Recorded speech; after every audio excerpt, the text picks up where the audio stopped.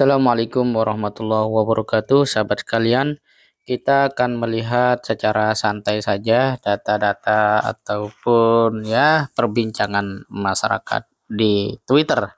Dan ini tentang sosok Menteri Keuangan Sri Mulyani. Bisa kita sampaikan bahwa masyarakat sangat kecewa, bahkan tidak habis pikir mengapa seorang Sri Mulyani dalam tanda kutip gagal menjalankan tugas dengan baik. Alih-alih dia bisa mengawasi bawahannya, dia sendiri sibuk dengan rangkap jabatan sebanyak 30 jabatan. Meskipun menurut staf khusus dari Menteri Keuangan bahwa itu adalah satu hal yang merupakan kehendak atau amanat undang-undang. Namun terlepas dari apapun, kita penting untuk melihat pandangan para tokoh yang mengerti bagaimana keuangan negara semestinya dikelola. Kita mulai dari tweet dari Dr. Rizal Ramli. Ya, ini dia menuliskan atau mencuit Ida Farida alumni ITB. Taruhlah dia nggak nerima setoran, tapi mendiamkan laporan PPATK tahunan itu dah sesuatu banget. Petugas penjaga palang pintu kereta yang mungkin ketiduran atau lupa terlambat menutup portal waktu kereta mau lewat sehingga menyebabkan terjadinya kecelakaan bisa dihukum. Maksudnya adalah kalau sejenis atau sekelas penjaga palang kereta saja harus seperti itu, apa toh lagi yang lebih besar dampak keburukan yang dihasilkan ketika mendiamkan atau tercatat lalai dalam menjalankan tugas seperti yang terjadi pada Kementerian Keuangan baru-baru ini. Kemudian cuitan itu mendapat balasan dari netizen. Intinya mengatakan bahwa pembiaran termasuk korupsi itu Bang Ramli Rizal, Undang-Undang Nomor 20 Tahun 2001 Tindak Pidana Korupsi didefinisikan penyelewengan menguntungkan pribadi atau orang lain.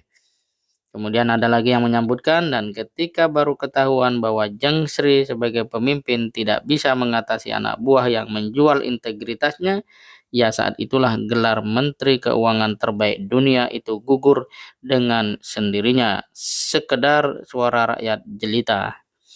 Kemudian aktivis HAM Natalius Pigai itu menyebut bahwa 300 triliun itu bisa membantu 25 juta orang miskin 1 juta per bulan. Luar biasa.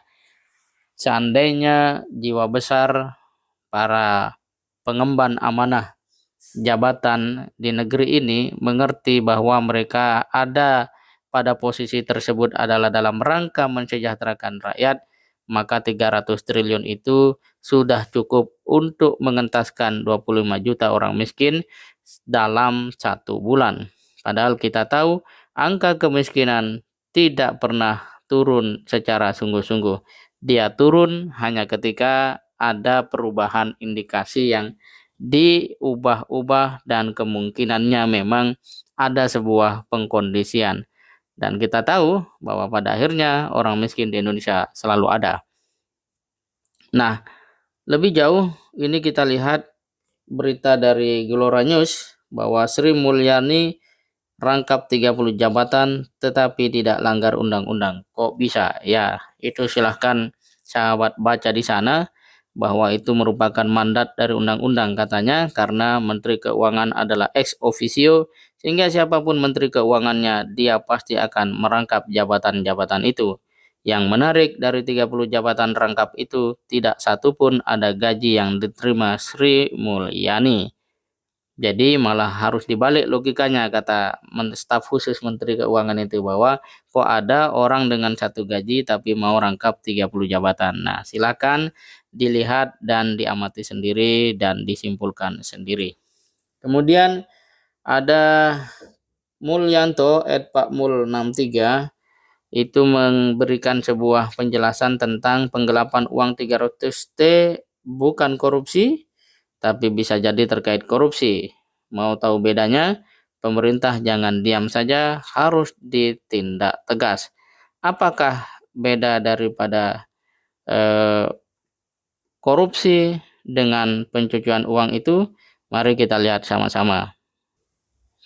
Kalau pencucian uang itu adalah suatu upaya perbuatan untuk menyembunyikan atau menyamarkan asal-usul uang atau dana atau harta kekayaan hasil tindak pidana melalui berbagai transaksi keuangan agar uang atau harta kekayaan tersebut tampak seolah-olah berasal dari kegiatan yang sah atau legal.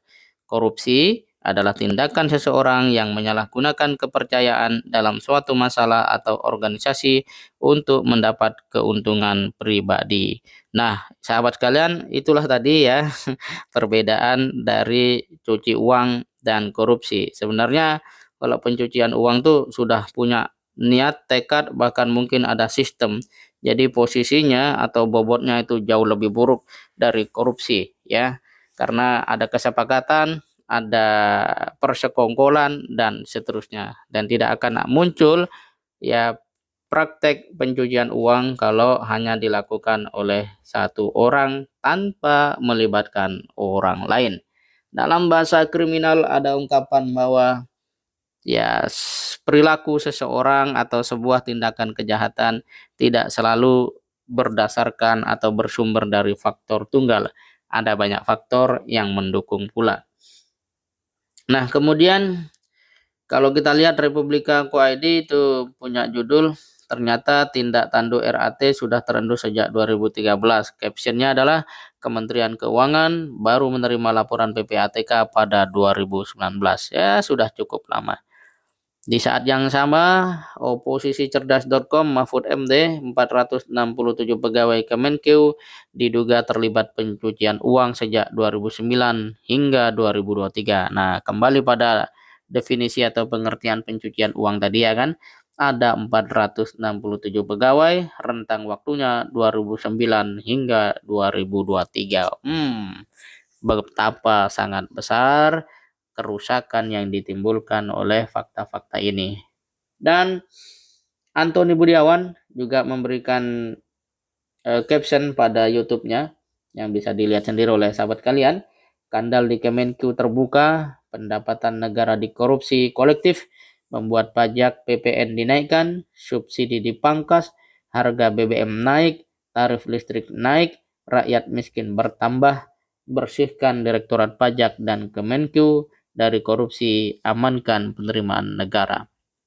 Dengan fakta-fakta ini, maka sesungguhnya masyarakat boleh jadi sudah tidak siap ya, atau bahkan tidak sudi mendengar penjelasan dari Kementerian Keuangan. Solusinya ada dua secara personal dan sistem pemerintahan. Pertama, Sri Mulyani berlaku jujur atau bahkan sangat baik kalau dia mundur dan mengakui bahwa dirinya lalai dalam menjalankan tugas sebagai Menteri Keuangan.